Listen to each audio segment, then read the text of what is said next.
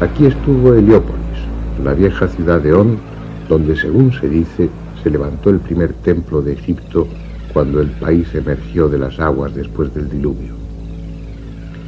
Nada queda del templo ni de la ciudad, y no es extraño, porque desde entonces han transcurrido cuando menos 5.000 años. En época mucho más reciente, en el siglo III a.C., vivió aquí Manetón, un sacerdote guardián de los archivos sagrados del templo de On. Él tuvo a su alcance los más antiguos documentos y escribió una historia de Egipto. Con su última parte, la que se inicia en tiempos de Menes, el primer faraón de la primera dinastía, arqueólogos e historiadores están de acuerdo.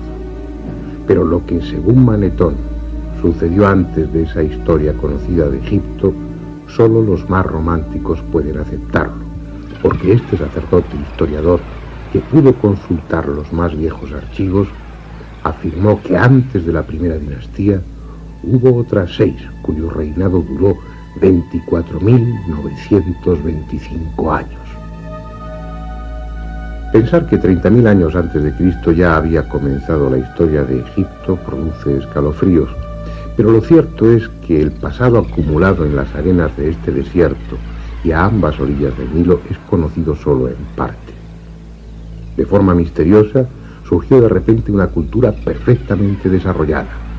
Donde solo había nómadas viviendo en plena edad de piedra, apareció bruscamente una civilización de hombres, astrónomos, arquitectos, matemáticos, médicos, escribas, hombres que levantaron pirámides y templos de singular belleza miles de años antes de Cristo. Ciencia antigua, dioses que ya eran viejos antes de que nacieran los que ahora se veneran, todo cabe en esta tierra y en los milenios que duró su historia. Todo menos una construcción singular, una montaña artificial que alguien levantó para desafiar al tiempo y dejar a los hombres del futuro un legado que fuera la síntesis de todo el conocimiento. Una colosal pirámide que encierra en sí misma todos los misterios.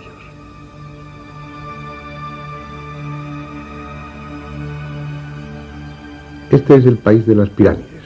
Hay descubiertas más de 100, aunque es posible que otras tantas hayan sido tragadas por los siglos y por la arena. Las que quedan son de los más diversos tamaños y factura, pequeñas y grandes, agudas y chatas, escalonadas y acodadas. Unas son de ladrillo y adobe, otras con la piel de piedra y el corazón de cascotes, otras son solo un recuerdo, un montículo informe o ni siquiera eso. Muy pocas conservan el empaque y la fuerza que en otro tiempo tuvieron, pero entre todas ellas hay una, la más grande, que escapa a cualquier adjetivo y constituye el mayor monumento que el hombre jamás ha levantado. Si es que fue el hombre y no los mismos dioses quienes lo hicieron.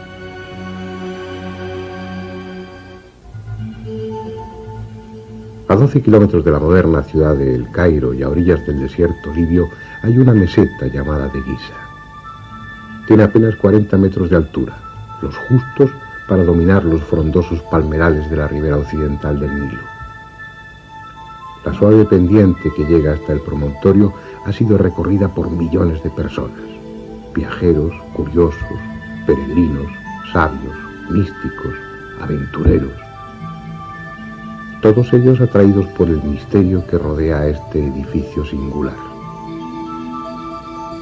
Más de 2,5 millones de bloques de piedra que pesan entre 2 y 60 toneladas cada uno. Para transportar toda esta piedra harían falta 800.000 camiones de gran tonelaje. Uno a continuación de otro, esos camiones formarían una fila que llegaría desde Madrid hasta los confines de Siberia. En su base cabrían 8 campos de fútbol y su altura es la de un edificio de 50 pisos. Lo extraordinario, lo increíble, como veremos a lo largo de estos documentales, es que a pesar de su abrumadora masa, de sus gigantescas proporciones, sus errores de nivelación, de orientación, de simetría o de angulación se miden por milímetros. No solo es la obra más colosal que levantó el hombre, sino también la más perfecta. En la misma meseta de Giza y al lado mismo de la Gran Pirámide hay otras 3. La de Kefren, ligeramente más pequeña, que conserva en su cumbre parte del revestimiento original, y la de Micerinos, de menor tamaño y algo más alejada de las otras dos. Aún hay 6 pirámides más, tan pequeñas en relación con las otras que se las conoce como pirámides satélites. 3 están situadas al este de la Gran Pirámide y se dice que sirvieron de sepultura a la familia de Keops. Las 3 restantes, frente a la cara sur de Micerinos, completan junto con la Esfinge el complejo monumental de Giza. La cita obligada para todos aquellos que sienten inquietud por el pasado, el punto de destino al que acuden turistas desde las partes más lejanas del mundo. Se harán fotografías ante ella y luego recorrerán su interior. Unos saldrán impresionados, otros jadeantes por el esfuerzo, los más respirando ansiosamente tras la sensación de claustrofobia que se experimenta en los angostos túneles y pasillos. Pero pocos, muy pocos, saldrán con la conciencia de haber estado en las entrañas mismas del misterio. Pocos, muy pocos, sabrán que han visitado un monumento que, pese a su rotunda solidez, es imposible que esté ahí. Este interés hacia la Gran Pirámide, que mueve a viajeros a recorrer miles de kilómetros para visitarla, no es una moda de estos tiempos. En todas las épocas han llegado hasta aquí sabios y curiosos tratando de descubrir su secreto. Heródoto, el célebre historiador griego, dejó escritas sus impresiones sobre la Gran Pirámide. Estuvo aquí hacia el año 440 a.C. y dio detalles sobre la construcción que hoy ya no están a nuestro alcance. Por ejemplo, contó que las caras de la Gran Pirámide estaban cubiertas de escritura, unos signos de los que ya nada se sabe. Abd al-Latif, un historiador árabe del siglo XIII, también se refirió a esa escritura. Dijo que en las 4 caras de la pirámide había un número tan grande de inscripciones que con ellas podrían llenarse 10.000 páginas.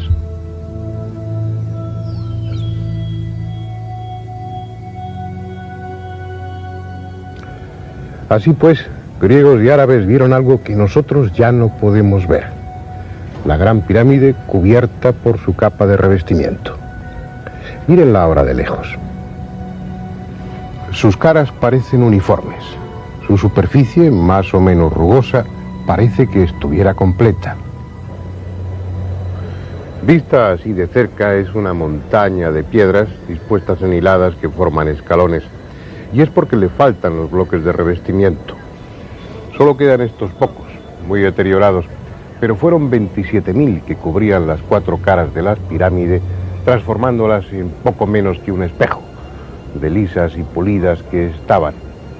Debiera ser un espectáculo impresionante contemplarla bajo los rayos del sol, sobre todo si, como dicen, estaba pintada de rojo.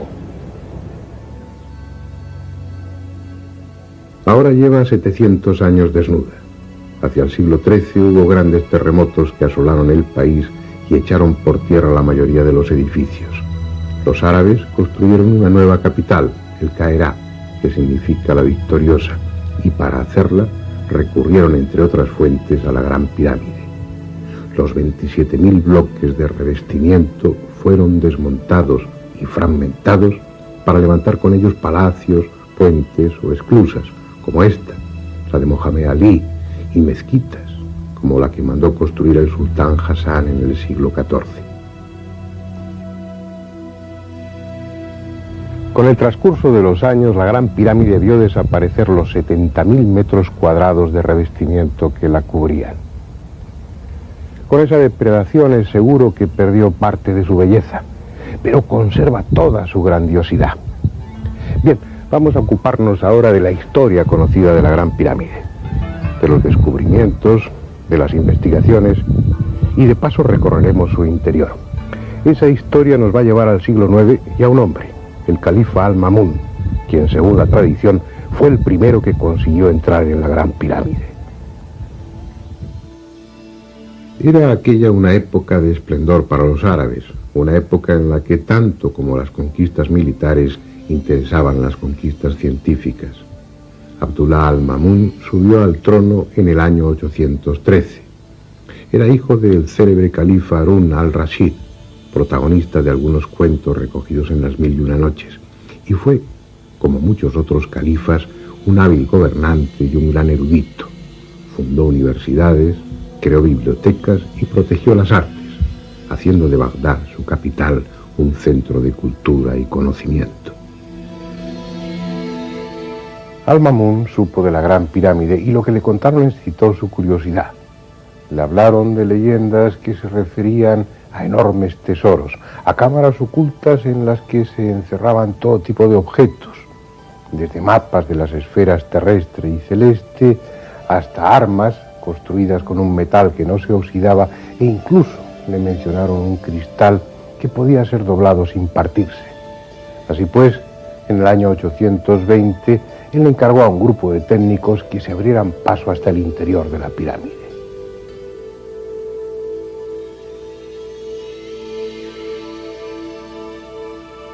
El resultado fue esta galería por la que hoy entran los turistas. Una mina que, rompiendo las piedras, penetra 38 metros en dirección norte-sur, evita los bloques de piedra con los que se cegaba la entrada al canal ascendente y llega hasta este.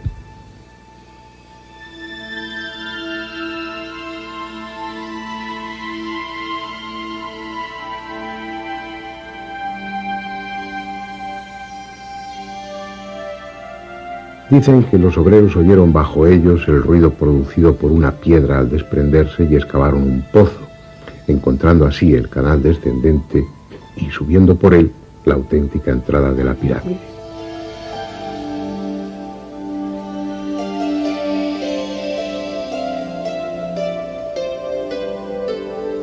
Lo cierto es que, aunque la tradición afirma que el túnel atribuido a Al-Ma'mún fue practicado por el azar, nadie puede creerse que por casualidad perforasen en la dirección correcta, a la altura correcta, que por casualidad evitasen los bloques que taponaban el canal ascendente y que por casualidad hiciesen un pozo que fuese a dar justamente al canal descendente. Lo más probable es que Al-Ma'mún ya conociese la existencia y disposición de los canales antes de abrir el túnel.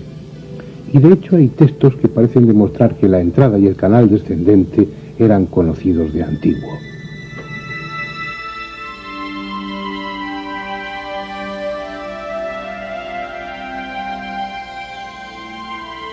Estrabón, en el año 24 a.C., escribió que a cierto nivel, sobre uno de los lados de la pirámide, hay una piedra que puede retirarse y deja ver la entrada de una galería o siringa que termina en la tumba. Según Estrabón, el pasaje era angosto y bajo, de menos de 1,20 metros de ancho y de alto.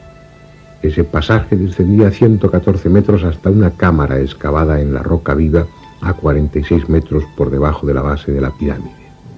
Esa cámara estaba medio llena de agua infestada y de sabandijas. Los datos que proporciona Estrabón son tan próximos a la realidad que no cabe la menor duda de que él conocía la auténtica entrada a la pirámide, esta precisamente donde estamos. También hablan de ella Heródoto y Plinio, aunque con menos detalle, pero mencionan la entrada, el túnel descendente y la cámara que hay al final de él.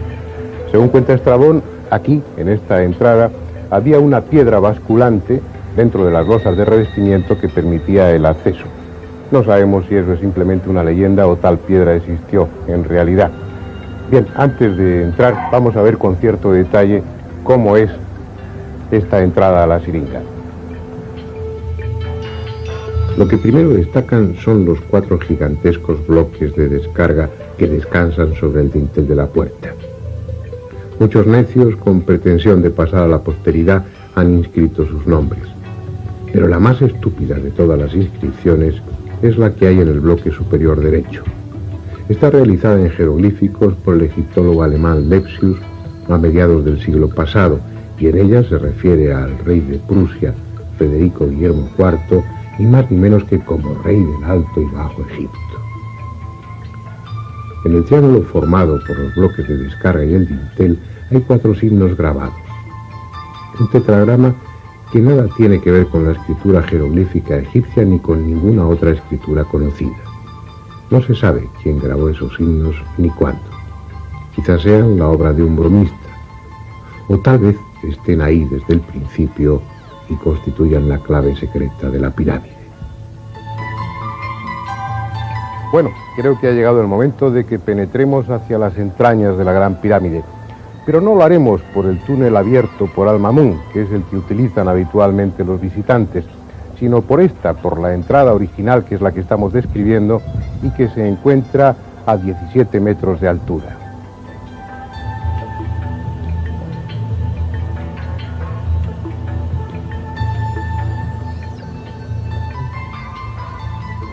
Hay dos barandillas, una a cada lado, y en el suelo un entarimado con tablas transversales para facilitar el descenso.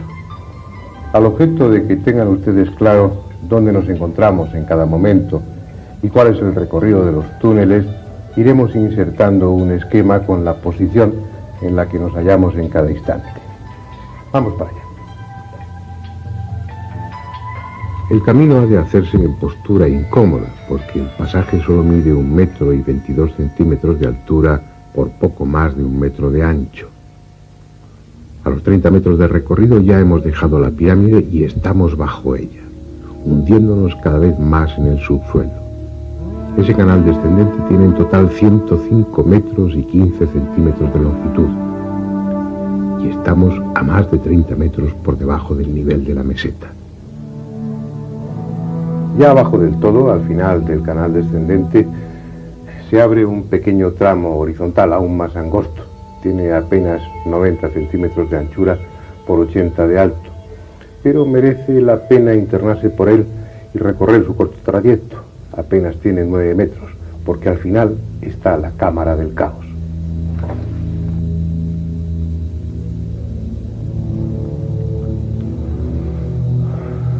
Estamos en la parte más profunda de la Gran Pirámide, en la cámara más recóndita, más subterránea. Está labrada en la roca viva y es por tanto una caverna artificial, aunque por su irregularidad, por su aspecto primitivo e inacabado, ha recibido diferentes nombres, entre ellos el de cámara inacabada o cámara del caos. Pero lo mejor será que ustedes y nosotros la veamos con detenimiento. La opinión de los arqueólogos es que se trata sencillamente de una cámara que quedó sin terminar intencionadamente. Aquellos que consiguieran dar con la entrada a la Gran Pirámide solo tendrían un acceso, el canal descendente por el que hemos bajado hace unos minutos. Al llegar aquí y encontrarse esta cámara subterránea sin terminar, los violadores de tumbas pensarían que ni la momia ni el ajuar funerario llegaron a ser depositados en la pirámide. Según ese criterio, estas masas de piedra a medio trabajar no tendrían función práctica alguna. Sin embargo, observen cómo paredes y techo están perfectamente labradas, respetando los mojones de piedra, obligando a los obreros a trabajar en unas condiciones excepcionalmente duras, arrastrándose por espacios de apenas 25 centímetros para labrar el techo. ¿Qué sentido tiene eso? Si lo que se pretendió era dar a la cámara el aspecto de inacabada sin más, ¿por qué no haber reducido la altura de esos bloques informes para trabajar en condiciones normales? Si lo hicieron así, tendrían sus razones, como las tendrían para abrir ese túnel enfrente del que sirve de entrada y que penetra 14 metros en dirección sur para terminar bruscamente. Las mismas razones que les llevaron a abrir este pozo cuadrado de 2 metros de lado y que apenas llegaba a 3 metros de profundidad, como el túnel de la pared sur, tampoco conducía a sitio alguno. El coronel Weiss, a mediados del siglo pasado, profundizó 9 metros más el pozo, buscando una posible cámara, pero no encontró nada. Hoy el pozo está lleno de arena y cascotes. Si el descenso por el estrecho canal era incómodo, la subida, superando los 26 grados y 34 minutos que tiene de pendiente, es aún más dura. De seguir todo el trayecto del túnel llegaríamos a la puerta exterior, pero si cuando hemos recorrido unos 85 metros nos detenemos, veremos la entrada original a otro pasadizo, el ascendente, cegado por grandes bloques de piedra. Debajo de este entablado hay 3 escalones en la piedra que se corresponden con la entrada al canal ascendente. Durante la construcción de los túneles y en las ceremonias previas al sellado de la pirámide, debía haber una rampa que facilitaba el acceso al canal ascendente todavía abierto. Llegado el momento, La rampa fue retirada y la entrada al canal ascendente cegada con 3 grandes bloques de piedra que se dejaron deslizar desde más arriba. Está claro que por aquí no podemos acceder al canal ascendente. Será preciso que salgamos al exterior y utilicemos, como el resto de los visitantes, el túnel abierto por Al-Mamun. En el esquema vemos como el túnel perfora la pirámide desde más abajo de la entrada original y, siguiendo un trayecto horizontal, evita los bloques que obstruyen el canal ascendente y llega directamente a este. El canal ascendente es algo más confortable que el descendente que antes recorrimos. Mide un poco más de 1 metro de ancho y tiene 1,20 m de altura. Es en sí mismo una obra perfecta de ingeniería. Sus medidas se mantienen constantes y exactas a lo largo de los 37,5 metros que mide en total. Las piedras de paredes, techo y suelo ajustan con precisión y están pulidas. Las del suelo no están a la vista porque se ha dispuesto una rampa de madera con travesaños para facilitar la subida, porque este túnel también tiene una importante pendiente, exactamente la misma que el canal descendente, 26 grados y 34 minutos. No es un camino fácil, pero merece la pena el esfuerzo porque al final de ese pasadizo está la gran galería. Estamos ya a 22 metros por encima de la base de la Gran Pirámide, donde se abre la entrada a otro túnel, esta vez horizontal. Veamos a dónde conduce. Se trata de un pasadizo relativamente cómodo que avanza en dirección norte-sur. Mide algo más de 1 metro de ancho y tiene una altura de 1,18 m.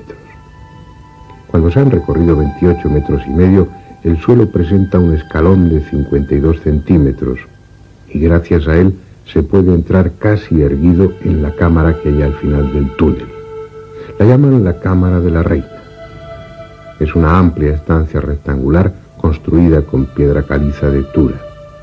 Mide más de 5 metros por cada lado y el techo en forma de caballete alcanza los 6 metros en su parte más alta. Restos de pintura evidencian que esta cámara estuvo pintada originalmente de azul.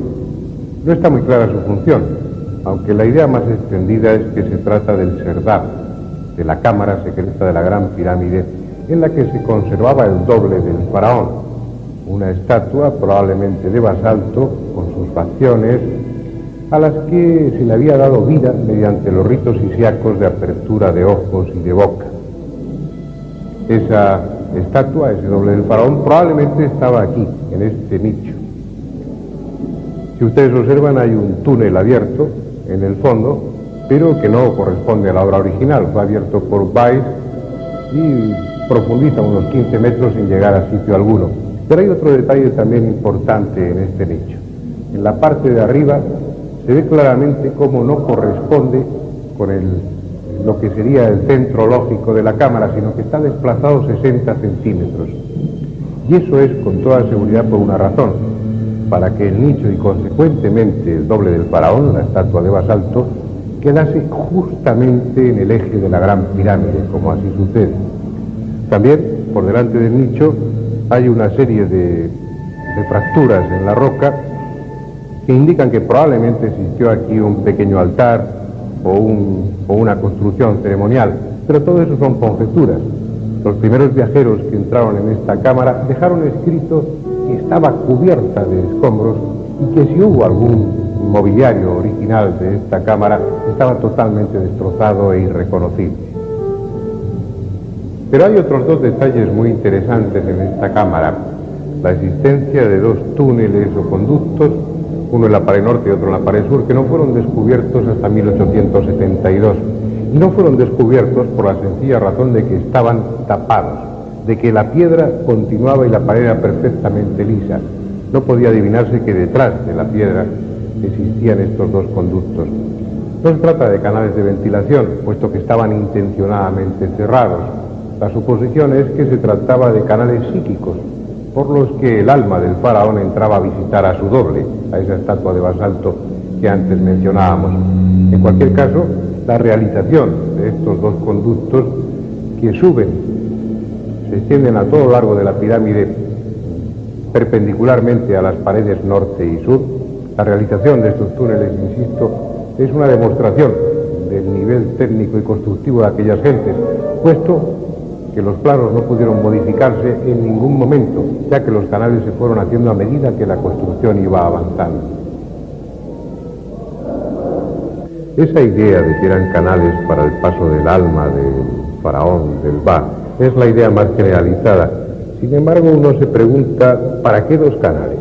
¿Acaso necesitaba uno para entrar y otro para salir? Y aún más, ¿para qué la existencia de los mismos canales? ¿Es que acaso el alma no puede atravesar la piedra? Porque el hecho es que estos agujeros estaban tapados con piedra. Por lo tanto, el alma no podría entrar ni salir. Y si podía atravesar la piedra, entonces ¿qué necesidad había de los canales? Tal vez simplemente señalaban un camino, pero si es así, ¿por qué abiertos al norte y al sur, cuando en la vida de Ultratumba precisamente las direcciones importantes son el este y el oeste? Estos canales siguen siendo un misterio, a pesar de que en los círculos arqueológicos se sostenga que fueron canales psíquicos. Un misterio al que se ha venido a añadir otro nuevo, algo que complica aún más las cosas. En 1993, mientras se realizaban una serie de obras para mejorar la ventilación en el interior de la pirámide, el ingeniero alemán Rudolf Gattenbing tuvo la ocurrencia de introducir precisamente por este canal un pequeño robot provisto de una cámara de televisión. El robot ascendió sin problema durante los primeros 65 metros, pero llegado a ese punto tropezó con algo inesperado. Una puerta interrumpía su paso, una pequeña puerta en la que, a través de las imágenes que ese mismo robot grabó, parecen distinguirse dos pomos de cobre o de bronce de los que se desprende una estela de oscilación. ¿Qué hay detrás de esa puerta? Un secreto más de la Gran Pirámide. Bueno, ahora volvamos a ese punto en el que coincidía el canal ascendente con este otro horizontal que nos ha permitido llegar hasta la Cámara de la Reina.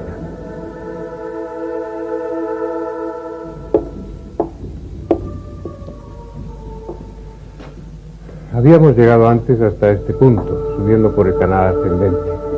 Aquí se inicia la gran galería, pero nos hemos desviado para penetrar por este túnel que nos conducía hasta la Cámara de la Reina.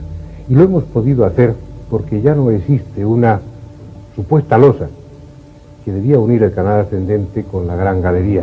Pero estos 5 nichos en la pared dan a entender claramente que esa losa, que esa cubierta fuera de piedra o de otro material existía, y que este túnel, este pasadizo y esa cámara se conservaban en más absoluto secreto. Pero ya la hemos visto. Ahora continuamos nuestro ascenso a través de la gran galería. Es algo que impresiona. Mide casi 9 metros de altura y algo más de 46 metros de longitud. Sobre ella gravitan millones de toneladas de piedra. Y quizá fuera mejor no saberlo, porque ese peso llega a sentirse en el ánimo y lejos de tranquilizar al viajero, este amplio espacio de la gran galería parece agobiante y a punto siempre de derrumbarse. Sin embargo, no hay solidez más probada, porque permanece así, inalterable, desde hace quién sabe cuántos miles de años.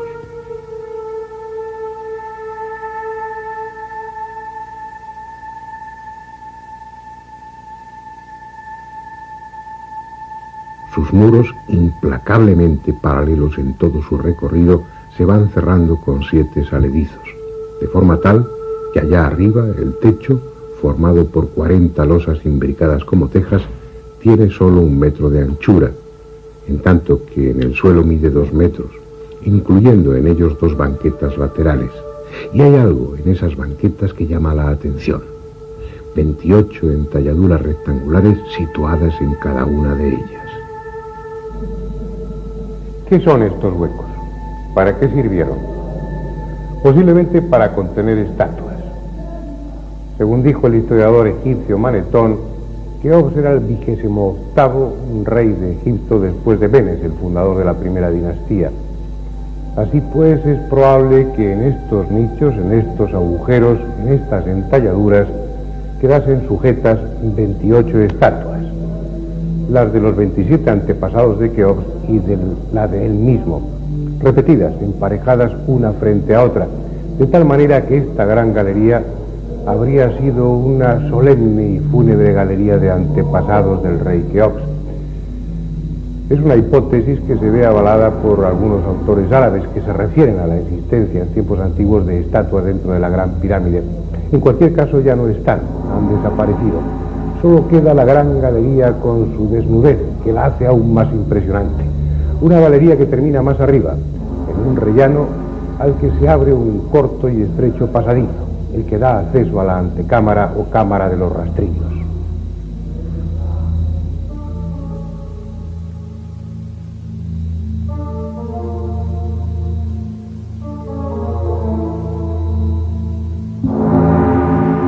De todas las estancias de la Gran Pirámide, esta pequeña cámara es la que parece haber desempeñado una función más definida.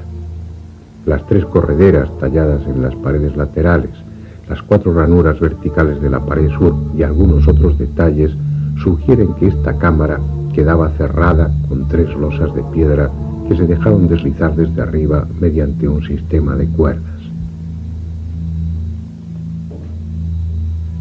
Cuando entraron los primeros profanadores, las losas habían descendido y estaban en su sitio, tapando el acceso a la cámara del rey. La prueba es el destrozo que tuvieron que hacer en esta piedra, hoy reconstruida con yeso, para pasar por encima de las losas que obstruían la entrada. Hoy de esas losas que taponaban el conducto no queda ni resto, y el acceso a la cámara del rey está perfectamente abierto.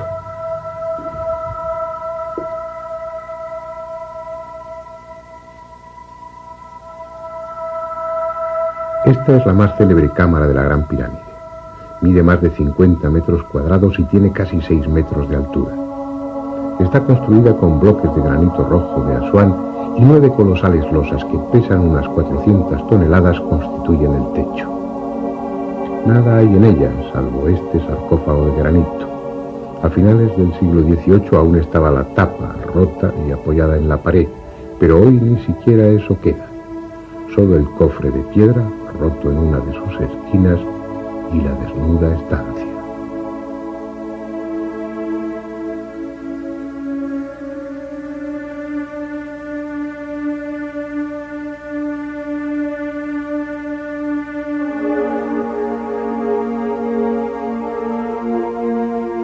En 2 de las paredes, la norte y la sur, se abren 2 canales de ventilación.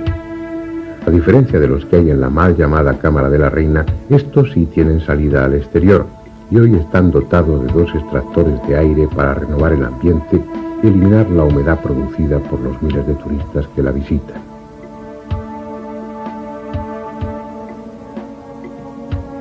Bien, aunque limpia de escombros y de eyecciones de murciélagos, este interior de la Gran Pirámide que acabamos de visitar es prácticamente el mismo que se encontraron los árabes del siglo IX. La falta de tesoros alejó a los expoliadores y por su parte la superstición y las alimañas alejaron al resto de los visitantes.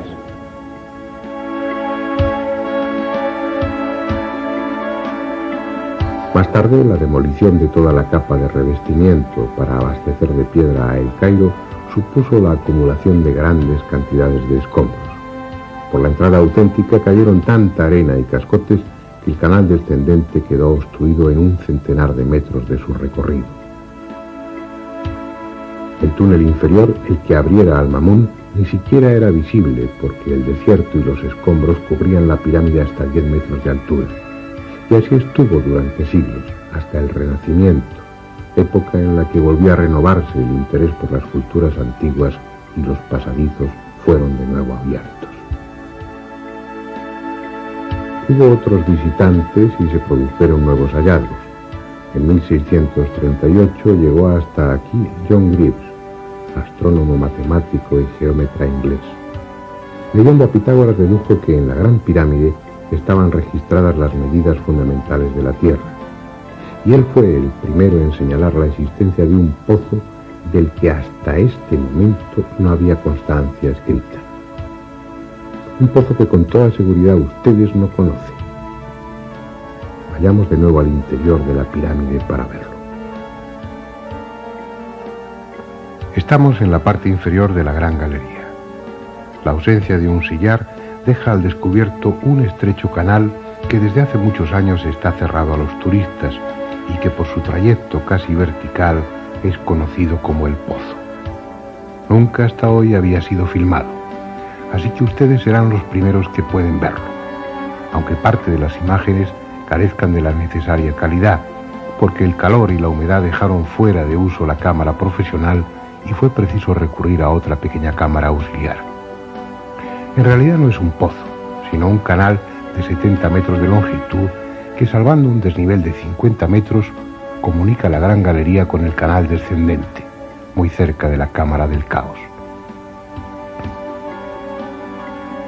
La parte superior del peligroso canal está abierta en la mampostería de la Gran Pirámide y fue excavada cuando el monumento ya estaba construido. Su trazado, irregular y tortuoso, deja al descubierto las aristas de algún que otro bloque de piedra. No es un pozo que estuviera previsto en los planos de la pirámide. Fue excavado mucho después, con una intención que desconocemos.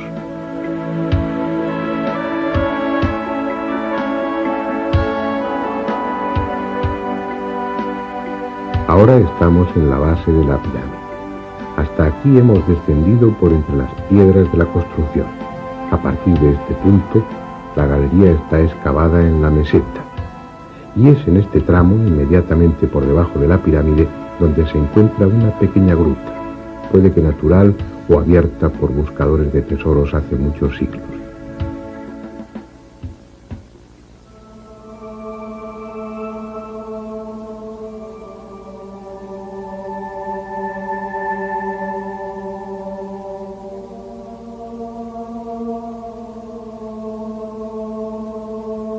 Otro detalle importante es la obra de mampostería, que indica que esta parte fue hecha en la época de la construcción de la pirámide.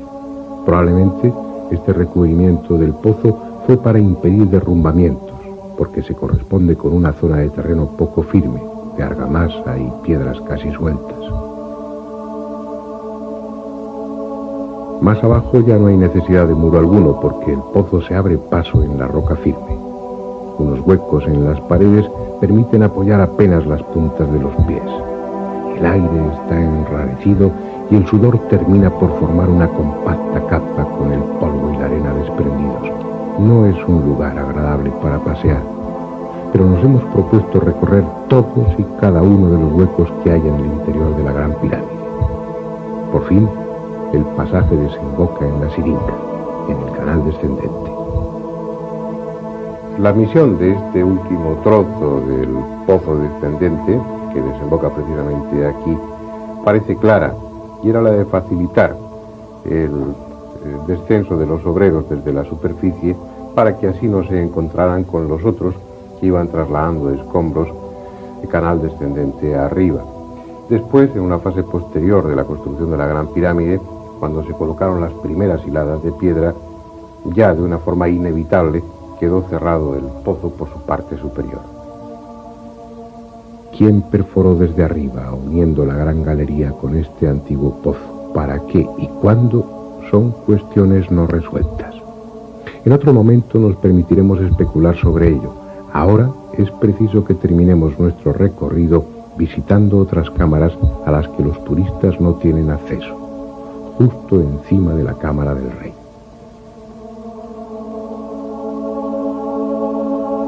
Fue Nathaniel Davison, en 1765, el que descubrió accidentalmente que en la parte superior de la Gran Galería, pegado al techo, se abría un boquete cuadrado de 60 centímetros de lado.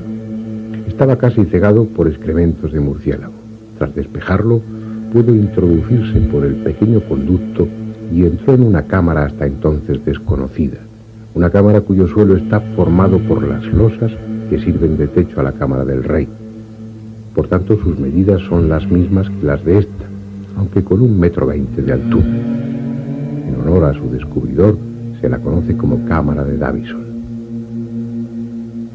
72 años después, en 1837, se descubrieron otras 4 cámaras por encima de esta. Fue a base de dinamita y bajo la responsabilidad de un coronel inglés retirado llamado Howard Weiss. por lo que las cámaras fueron bautizadas muy británicamente. Cámara de Wellington, Cámara del Almirante Nelson, Cámara de Lady Anne Arbuthnot y por último la Cámara de Cambio, en la que ahora estamos, con el techo en caballete. Todas las enormes losas que forman las cámaras de descarga están curvadas sobre la estructura general de la pirámide. La misión de estas 5 cámaras, que ustedes ven por primera vez en televisión, es la primera vez que entran unas cámaras de televisión para grabar su interior. La misión de las 5 cámaras, repito, era aliviar a la cámara del rey del enorme peso que tenía encima y protegerla en caso de terremoto.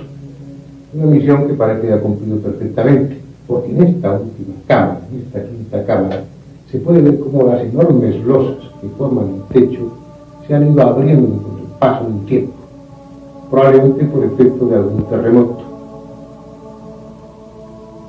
Pero la colocación de unas tiras de yeso en algunos de los lugares durante los últimos años ha permitido ver que desde hace bastante tiempo, al menos desde que se instalaron esas tiras de yeso, no ha seguido abriéndose, por lo cual todo hace suponer que dentro de 15 o 20.000 años la Gran Pirámide seguirá estando aquí como está.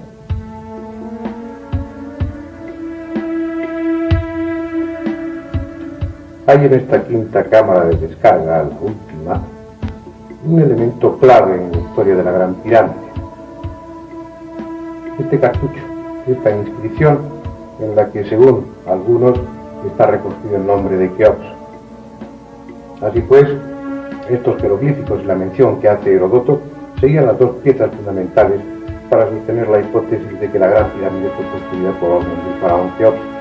Pero hay otros que piensan que no, que lo que figura en esta inscripción no es realmente el nombre de Keops, sino una versión un tanto alterada del nombre del dios solar Khnum, por lo cual no quedaría nada más que el testimonio de Heródoto, y como veremos en su momento, también es más que discutible. Por otra parte, en una antigua inscripción jeroglífica denominada la Estela del Inventario, se afirma que la Gran Pirámide ya estaba construida en tiempos de Keops y era conocida como Templo de Isis.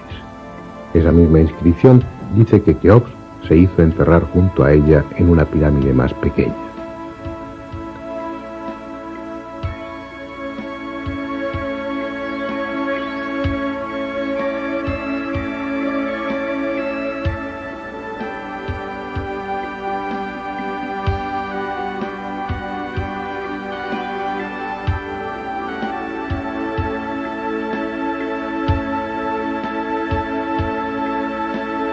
No es un tema resuelto.